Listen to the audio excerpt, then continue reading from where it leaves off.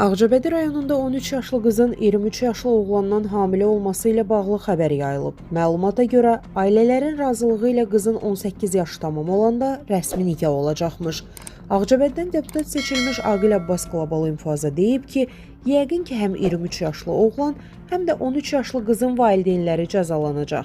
Stat: Ağcabədi sakit bir rayondur. Belə hadisələr bu rayonda olmur. Söhbət təkcə Ağcabədidən də getmir. Belə hadisə mi olar?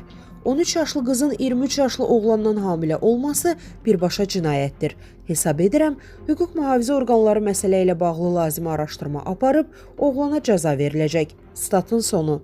Deputat Tahir Rızayev isə deyib ki, əlbəttə ki, bu bir qəbahət, həm də cinayətdir. Stat: 13 yaşlı qızın ailə qurması qanuna ziddir. Başqa tərəfdən baxdıqda bu bir vəhşilikdir. 13 yaşlı qızla ailə həyatı qurmaq əxlaqsızlıqdır. Bu yaşda bir qız hələ yetkinlik yaşına çatmayıb. Onun necə uşağı olsun? Olan uşağın həyatda qalması da çətindir. Ümumiyyətlə 13 yaşlı bir insan özü uşaqdır. 13 yaşlı qızla evlənəndə bu işdə iştirak edən ailə də mədəniyyətsizdir. Onu da deyim ki, belə halların olması, xaricə yansıması bir xalq olaraq bizim adımıza da ləkə gətirir. Bizim millətə belə şeylərə görə pis baxırlar. Statın sonu. Xatırladaq ki, nişan məclisində qızın hamilə qaldığı bilinib. Ailələr evdə yaxın qohumların iştirakı ilə toy məclisi də təşkil ediblər. Hamilə olan qız xəstəxanaya müayinəyə gedən zaman həkimlər bu barədə polisə məlumat veriblər. Buna qədər ailələr məsələni gizli saxlamağa çalışıblar.